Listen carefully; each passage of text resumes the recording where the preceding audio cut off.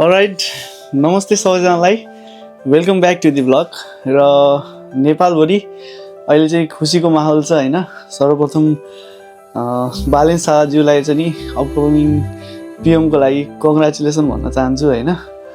देशभरि चुनावको नतिजा आउँदै गर्दा हैन बालेन शाहको नाम अहिले सबैभन्दा चर्चाको विषयमा छ हैन। विशेष गरी झापा 5 बाट उहाँको जितको खबर र देशभरिको जनताको समर्थनले नेपालको राजनीतिक इतिहासमा नयाँ अध्याय सुरु भएको जस्तो महसुस भइरहेको छ है।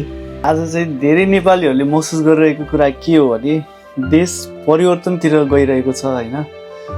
वर्षौंदेखि एउटै सिटमा चलिरहेको राजनीतिक अब बिस्तारै परिवर्तनको दिशातिर गइरहेको देखिन्छ। अहिलेको चुनावमा राष्ट्रिय स्वतन्त्र पार्टी देशभरि अग्रसर देखिएको खबरले धेरै युवाहरूको आशा जागेको छ हैन। विशेष गरी युवाहरूले अब देश बदल्नुपर्छ भन्ने आवाज उठाइरहेको छन् हैन। म व्यक्तिगत रूपमा बालेन शाहलाई हृदयदेखि नै कङ्ग्रेचुलेसन भन्न चाहन्छु। धेरै धेरै कङ्ग्रेचुलेसन। अब यो चुनावपछि उहाँ चाहिँ नेपालको प्रधानमन्त्री बन्नुहुन्छ भने यो केवल एउटा व्यक्तिको जित होइन के, यो नेपाली युवाको सपनाको जित हो। अहिले चाहिँ बालेन शाहको नाम किन यति धेरै चर्चामा छ भन्दाखेरि धेरै जस्तो युवा एउटा जमातले हैन उहाँलाई चाहिँ नि फरक नेतृत्वकर्ताको रूपमा देखिरहेको छ हैन। अब जस्तै कि अब उहाँको चाहिँ नि बोल्ने शैली भयो, काम गर्ने सोच भयो, काम गर्ने तरिका भयो, युवासँग जोडिने तरिका अलिक फरक किसिमको देखिन्छ कि हैन। त्यही कारणले गर्दा नै होला सायद अहिलेको युवाहरूले नयाँलाई मौका दिन चाहन्छन् हैन।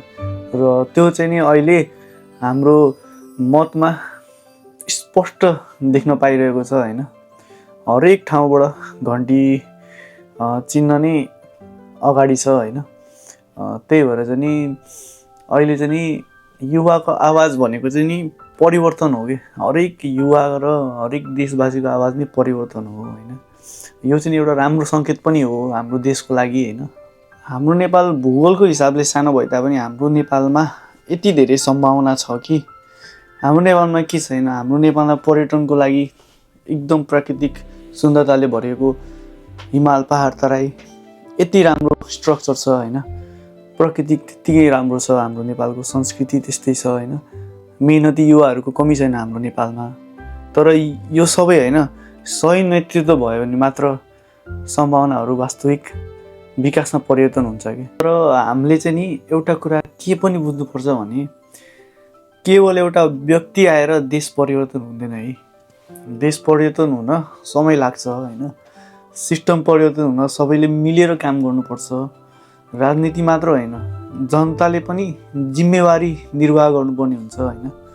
अब नेपालमा नेतृत्व गर्ने राष्ट्रिय स्वतन्त्र पार्टी र बालेन शाहलाई एउटा सानो अनुरोध गर्न चाहन्छु हैन। नेपालमा युवाहरूलाई देशमै अवसर दिनुहोस् है। भ्रष्टाचार कम गर्नुहोस्, देशको विकास सही योजना बनाउनुहोस् र सबैको मनमा छाप छोड्न सफल बनोस् भन्ने प्रार्थना गर्दछु। र अन्त्यमा जाँदै फेरि एकचोटि बालेन शाह सरलाई ह्युज कङ्ग्रेचुलेसन भन्न चाहन्छु। र अब आशा गरौँ अब नेपाल विकासको नयाँ यात्रामा अघि बढ्नेछ हैन। जय नेपाल सबैजनालाई सल्युट। यदि तपाईँलाई पनि लाग्छ अब देश परिवर्तन हुनुपर्छ भनेर भने यो भिडियो सेयर गरिदिनुहोस् र कमेन्टमा आफ्नो विचार प्रस्तुत गरिदिनु होला। Thank you very much for watching. Don't forget to like, comment, share, subscribe my channel. Thank you very much. जय देश, जय नेपाल।